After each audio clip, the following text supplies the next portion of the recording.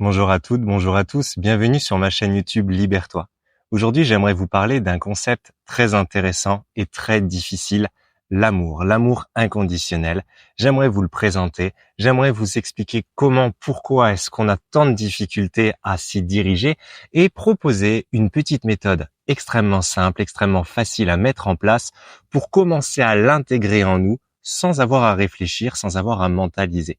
Alors, je vous invite dans cette vidéo à découvrir peut-être, comprendre ou conscientiser un concept qui n'est pas mentalisable et qui n'est pas conscientisable.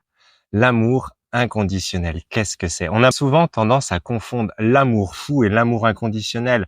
Je t'aime de tout mon cœur, je me sens aimé, je ne m'aime pas, on ne m'aime pas. Tout ça, ça n'a rien d'inconditionnel. Il s'agit simplement d'un amour à échange. Quand on est dans cet amour, oui, on peut avoir l'illusion d'aimer quelqu'un, à condition qu'il nous aime en retour, parce que s'il ne nous aime pas, eh bien, ça nous rend triste. Il y a donc une attente d'un retour de quelque chose. Quand on dit que l'amour, c'est tout abandonner pour quelqu'un, c'est faux aussi parce que, à ce moment-là, on aime quelqu'un, mais on ne s'aime plus nous. On s'est complètement oublié au profit de quelqu'un d'autre. Du coup, l'amour finalement n'est plus inconditionnel, il a été simplement transposé. Et toute cette imagerie va bien sûr dans tous les sens, toutes les directions. Parce qu'au final, cet amour que l'on cherche à atteindre, cet amour qui est l'origine de tout, cet amour inconditionnel, qu'est-ce que c'est? Eh bien, c'est un concept qui est au-delà des mots, parce qu'en tant qu'être humain, on ne peut pas le mentaliser, on ne peut que le ressentir, le vivre et le vibrer à certains moments de notre vie. Et l'objectif même de notre vie, c'est de tendre de plus en plus à se rapprocher de cet amour inconditionnel. Mais même si on ne peut pas le nommer, le mentaliser, on peut quand même le considérer à travers deux phrases. Aimer inconditionnellement, c'est être prêt à donner sans attendre quoi que ce soit en retour et être prêt à accueillir, accepter sans se sentir redevable.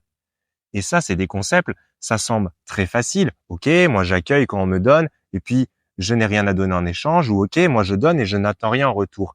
Mais il ne s'agit bien évidemment pas seulement d'éléments de matière, il s'agit aussi de relationnel. Et je vais donner un exemple qui va parler à, je pense, tout le monde.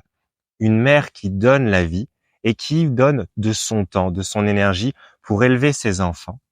Est-ce qu'elle se sent prête à le faire et se dire, moi, tout ce que je veux, c'est qu'ils soient heureux dans leur vie, et peu importe s'ils m'oublient par la suite, j'ai donné inconditionnellement, ou est-ce qu'on attend toujours ce retour, qu'ils s'occupent de nous quand on sera vieux, qu'ils prennent des nouvelles, etc. Voilà, ce concept est déjà plus difficile à engager quand on y met ce genre de considération, et pourtant, ça fait partie de l'amour inconditionnel. Donner quoi qu'il arrive et être heureux quoi qu'il arrive pour quelqu'un, en acceptant finalement que nous, on va vivre notre vie différemment et autre part. Et dans l'autre sens, évidemment, j'accepte que tu me donnes sans me sentir redevable. Est-ce que c'est seulement possible? On a toujours cette forme de culpabilité, cette forme de j'ai une dette non payée, parce que ça fait partie de ce qu'on est. Et on est toujours dans cette quête d'échange qui est très intéressant puisque cet échange permet d'éviter des dettes karmiques.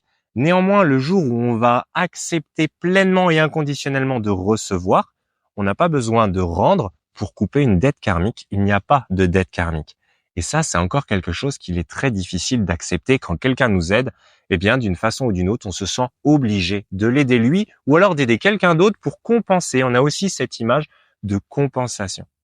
Voici quelques exemples qui permettent de comprendre que finalement, l'amour inconditionnel, qui est l'amour vers lequel on tend parce qu'il permettrait d'être pleinement libre et d'être pleinement nous-mêmes, est quelque chose qu'il est très très très difficile d'atteindre, voire pour beaucoup qui semble impossible. Alors ça ne l'est pas complètement, mais ça demande quand même une certaine démarche et une certaine réflexion personnelle qui peut durer tout au long de notre vie, voire au long de plusieurs vies, si on considère le principe de la réincarnation. Alors, évidemment, il existe des millions et des millions de techniques qui peuvent nous accompagner pour avancer progressivement vers l'amour inconditionnel. Je vous propose une méthode très simple à mettre en pratique qui va simplement servir de clé pour entrouvrir cette porte. Et cette porte, c'est laquelle? C'est soi-même. Parce que pour pouvoir prétendre aimer inconditionnellement, il faut s'aimer inconditionnellement. Si je ne m'aime pas, comment je peux aimer les autres? Si je n'ai pas quelque chose, comment je peux le donner? C'est absolument impossible. Donc, lorsque je vais prétendre aimer, c'est parce que moi, je ne m'aime pas trop et je vais essayer de créer quelque chose d'approximatif. Alors que si je m'aime pleinement, mais il n'y a plus aucune difficulté pour aimer les autres, ça se fait naturellement parce que comme je l'ai compris, je l'ai acté, je le rayonne autour de moi et je l'offre autant que je peux puisque c'est une valeur infinie. S'aimer, c'est encore un sujet qui est incroyablement vaste parce que est-ce qu'on est capable de s'aimer dans tous les aspects que nous sommes? S'aimer pour nos valeurs, c'est déjà pas toujours évident parce qu'on a cette fausse modestie qui fait qu'on est toujours gêné quand on nous demande qu'est-ce que tu vaux, quelles sont tes valeurs, quels sont tes points forts. Et par-dessus ça, il faut accueillir et aimer nos parts sombres, les difficultés que l'on vit, les incompréhensions, les frustrations, les émotions contrariées, bref, tout ce qui fait de nous cette dualité yin et yang, lumineuse et ombre, mais qui fait partie de nous. Eh bien, il faut accepter d'accueillir et d'aimer tous ces aspects de soi pour prétendre déjà aller vers l'amour inconditionnel. Encore un concept qui est incroyablement difficile. Alors, si l'on revient à cette clé qui va ouvrir cette porte et qui va nous donner l'autorisation, peut-être d'accepter de nous aimer, ne serait-ce que déjà l'idée, oui, j'ai le droit de m'aimer, je vais l'intégrer dans ma vie, cette possibilité pour petit à petit faire grandir cette graine que je vais installer, eh bien, c'est ça que je vous propose au travers de cette méthode. Cette méthode est toute simple, elle utilise le principe de la mémoire de l'eau et de la conscientisation et de l'intention. Le principe de la mémoire de l'eau a été mis en évidence par Masaru Emoto, qui a pu démontrer que l'eau avait une mémoire et elle s'encodait, elle se cristallisait de l'énergie qu'on lui imposait. C'est-à-dire que mis sur une énergie d'amour, l'eau va se cristalliser en prenant une forme magnifique. Et mis au-dessus d'une énergie de haine, les cristaux vont être relativement moches, relativement mal construits. Proposé autrement, on peut mettre du riz dans de l'eau, le faire cuire et mettre une énergie d'amour. Le riz va rester beau, blanc. Si on y met une énergie de haine, le riz va moisir très vite et il sera très vite impropre à la consommation. Nous sommes composés, en fonction de notre âge, entre 90 et 60% d'eau. C'est absolument gigantesque, c'est très majoritaire. Si chacune des molécules de notre corps est encodée d'une énergie, forcément, eh bien, ça a un impact exponentiel sur notre vie. Et est-ce que tous les jours, vous vous dites, oui, je m'aime, oui, je me trouve beau, belle, oui, je m'accepte, ah, je suis quand même pas si mal, etc. Ou est-ce que vous avez plutôt tendance à dire, encore, oh, je fais pitié, oh, c'est pas facile, oh, je suis nul, oh, je vaux rien, ou tout ce qu'on a finalement l'habitude de faire dans notre société parce que ça fait partie malheureusement de notre éducation. Eh bien, amenons à nos molécules des énergies d'amour, amenons à l'eau qui est à l'intérieur de nous cette valeur je m'aime. Eh bien, à la manière du thé, ça va se diffuser, ça va prendre le dessus sur toutes les autres cellules et petit à petit, on aura 90 à 60% de nous qui va finir par dire je m'aime, je m'accepte. Et quand 60 à 90% de nous dit je m'aime, je m'accepte, les 40-20% qui restent, on va être obligé de s'aligner parce que ça fait partie de l'espèce humaine, on suit toujours la majorité. Pour mettre ça en application en concret, on va donc combiner ces différents aspects. Il suffit de prendre un verre d'eau ou une carafe, c'est même mieux une carafe, comme ça on a l'eau pour toute la journée, et un papier, un crayon. Sur le papier, on va simplement écrire « Je m'aime » sans condition. Juste cette phrase, juste ces mots, « Je m'aime » sans condition.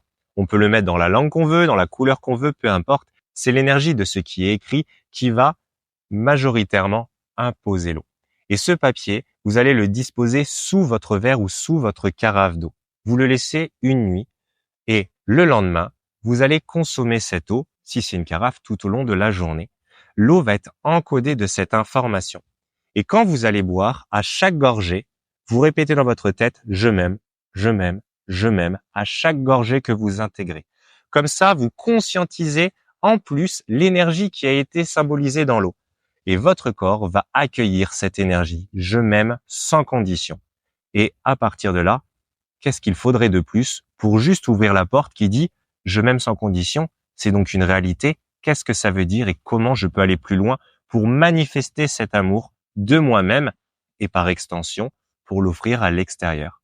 Voici donc une méthode relativement facile qui ne coûte rien et qui va vous permettre de gagner des années de thérapie simplement en réacceptant tout ce que vous êtes sans vous poser de questions. Alors si malgré tout vous avez des questions, n'hésitez pas à les laisser en commentaire.